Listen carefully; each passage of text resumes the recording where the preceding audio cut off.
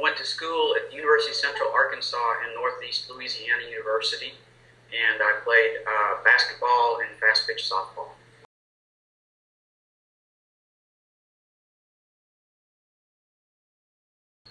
I went to school in the late 70s and early 80s, and so I experienced essentially witch hunts. The first university I went to, the athletic director was male, and so he was to, I don't know, do what, get rid of all of the lesbian coaches. The tennis coach lived with the basketball coach. It was really obvious.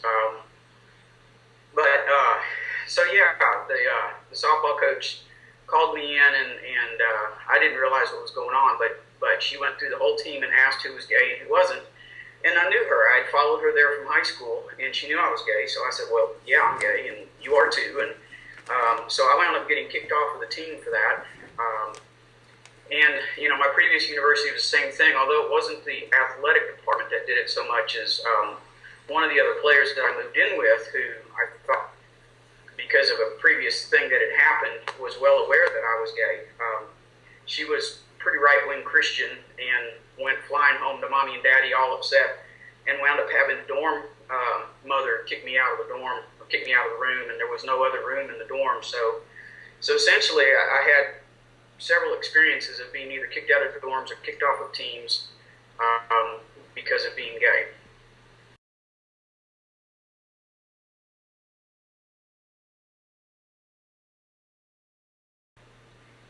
Well, as an athlete, part of it was that was my social network that I got cut away from, essentially.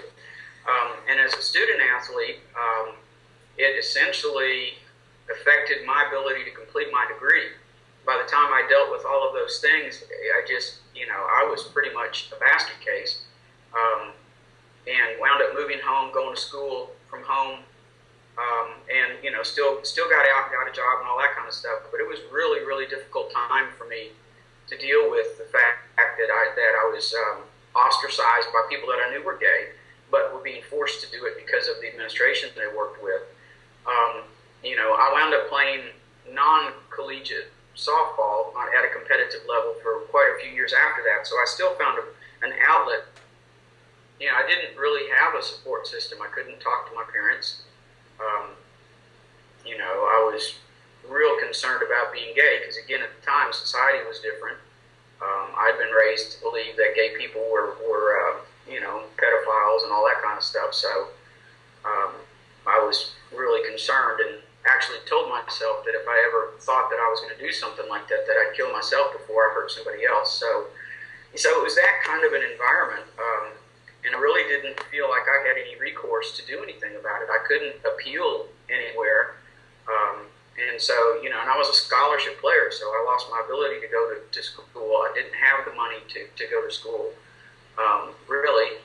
It was sort of in between the way they do loans now and some things like that. So it had a big impact.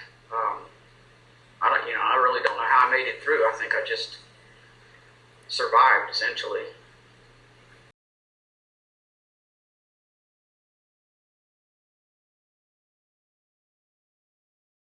Oh, absolutely. Yeah, if somebody tried to pull that nowadays, I think at most schools you'd have grounds for at least some sort of action with the administration, if not a lawsuit. I know that there's still probably harassment that gay student athletes or trans student athletes deal with, particularly trans, since it's much newer and a little bit of a different type of subject.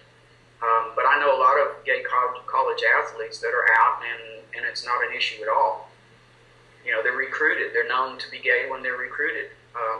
Nobody would have recruited a gay athlete when I was in high school. There's no way it would have happened.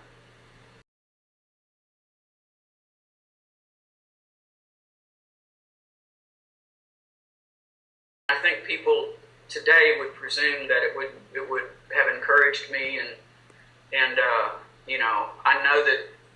I feel a lot of pride now for people that come out and are willing to be visible and are changing the culture. But if there were out athletes at the time, it still wouldn't have changed the culture that I lived in. It wouldn't have changed the fact that my opportunities would have been limited, that I would have been kicked off of teams, and things like that. So I think inside I would have been excited and hopeful that things were changing, but it would not have necessarily changed my experience, I don't think. I mean, these things take time. It takes a lot of visibility. I don't think society changed until enough gay people came out that the majority of our population now knows somebody who's gay. And I think that's the thing that changed, is you can't demonize, you can't lie about a whole segment of population when people physically have their own experience of someone who's gay or who's transgender. So, I think in 10 years' time, I think, the acceptance by the majority for trans people will be very similar to the path that happened for gay rights.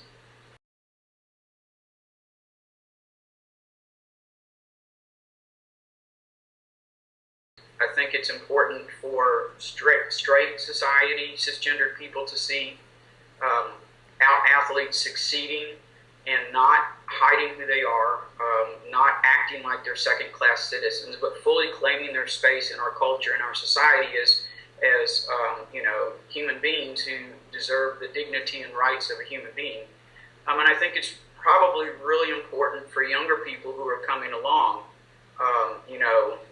preteens and teens who are starting to understand their sexuality or their gender identity, to have folks that they can look at that don't look that different from them, that are successful and that are out.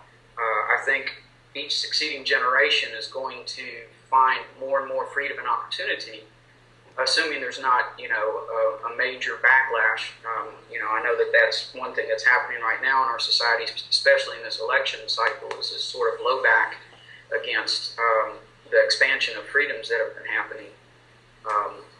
But essentially, you can't unbreak the egg. You can't unfree people. Once folks have an idea that, there's others like me out there. I mean, I didn't really know. There weren't a lot of people that we talked about. I think, there was a gay bar in town, and so, I knew some people from there, but, it's different than having young people who can see somebody they can aspire to be. I didn't really see anybody that I could aspire to be when I was in college and high school.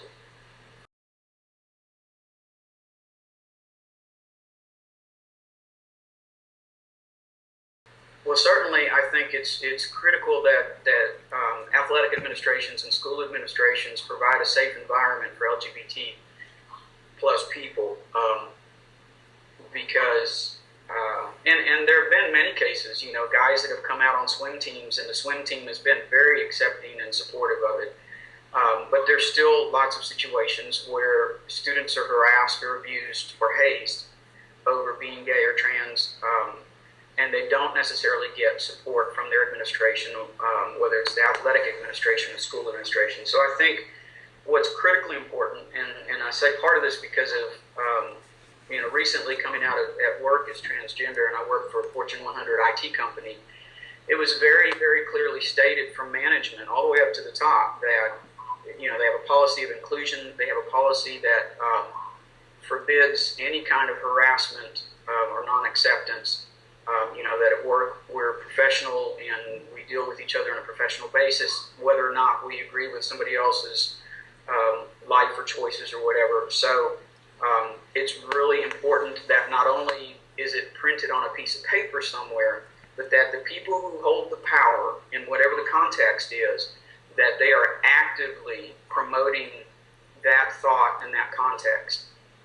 If it's written on a piece of paper and nobody does anything about it when somebody's harassed or hurt, then everybody gets the message that, yeah, they've got it on paper, but we can do whatever we want, behind closed doors or in the gym.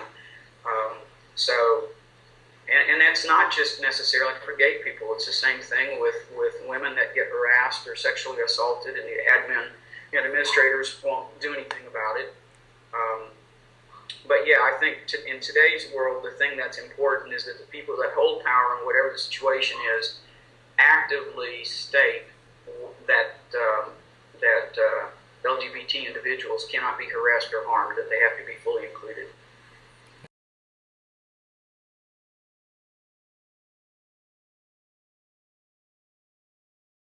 We'd all be treated basically the same, but as individuals.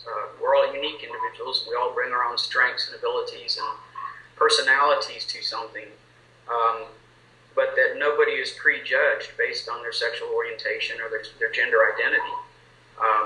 And I think it'll take a while to get to that point. I think the thing that right now is really challenging is our non-binary gender identified people, because I think that's the hardest for society and cisgender people to understand. I think folks have got a pretty good handle around what does it mean to be gay, and understand at least somewhat what does it mean to be a binary transgender individual that identifies as female or male. I think the challenge is people that don't necessarily, they're not out on the ends of the binary spectrum. The thing that's been interesting about coming out as a trans man has been how much it's feedback I've gotten from straight people and cisgender people that by me willing to say this is who I am and this is what I'm experiencing now in my life, it's empowered them to be more fully themselves. And these are very mainstream people. I wouldn't have thought that saying, this is who I am and I'm not going to live a lie anymore and I want to live my truth and be authentically myself, that would have any sort of additive effect to somebody else's experience of their life. So ultimately, I think for society, the benefit for all of us who are not normal is that we allow everybody else to be authentically themselves, however that expresses. And there's so much more peace and creativity and abilities that come into play when we're not editing and forcing ourselves to be what we think we're supposed to be because society or our parents or somebody says we should be that. So I think there's a huge upside to society about all of us really spending some time being willing to give space to the other person to say this is who I am, and allow them to be that and allow ourselves to be that. Whether our society is strong enough to get to that point, I don't know. But there have been societies over thousands of years who have been open to people who don't identify in this very narrow sex and gender range that we seem to have adopted in this country. So I'm hopeful that over time that people will decide this really isn't the biggest thing we have to worry about right now.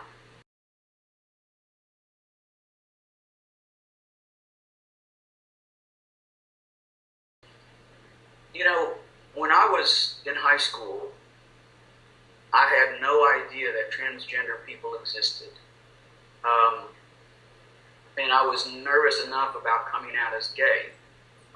The few times that it kind of popped into my head that it didn't quite fit, I just didn't have the ability, I don't think, from a personality standpoint to deal with it at the time.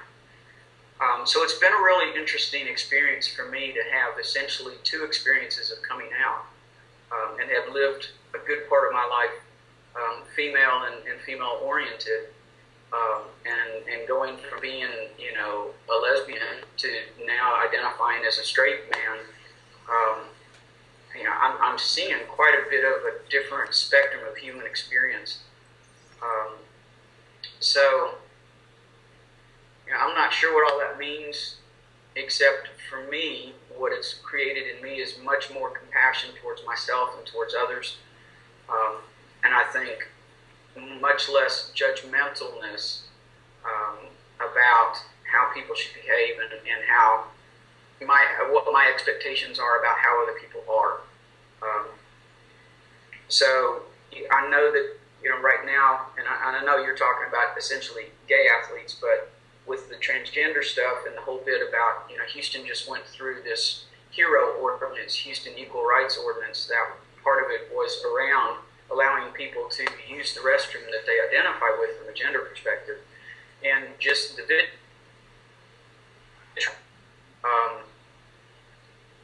I had a conversation with somebody on Facebook who was pretty right-wing. And essentially what it boiled down to, because I said, you do realize that if this is totally enforced, that you will have trans men who have full beards and muscles and tattoos and look like men in the ladies' room. And that's, that's going to be exactly what you say you don't want, because you don't want men in the ladies' room. Well, these people everyone will think they're men. So, but basically what it boiled down to was, if somebody passes, if that person can go in the men's room and nobody questions them, then he's not uncomfortable and it'd be okay. So what that told me is a lot of what happens is just around an individual's uncomfortableness around someone who's different. And so the more we can resolve and allow people to have this sort of emotional flexibility and spiritual agility, to where I'm not uncomfortable around someone who looks different from me, whether it's a black person. There's so much about racism, and I think it all boils down to people being uncomfortable with someone who's different from they are. And if we just get past that, I think it would have a huge transformative effect on everything. Sports and the military, in a lot of ways, have been the two factors in society that have been on the cutting edge of a lot of rights or a lot of integration of new experience, new human experience. And so I think, although I loved sports for what it did for me about my self-expression and my ability to feel alive and to have that mind-body engagement of operating at a very, very high level physically and mentally, ultimately I think part of the benefit of sports is that it does bring people into a context where maybe the rules are different from the normal societal rules, and they'll wind up being on a team with gay people or with black people or somebody that's outside of their normal experience. And I think that allows people to get past that point of being uncomfortable with somebody who's different and start to just see that it's just another person that's really not very different from they are.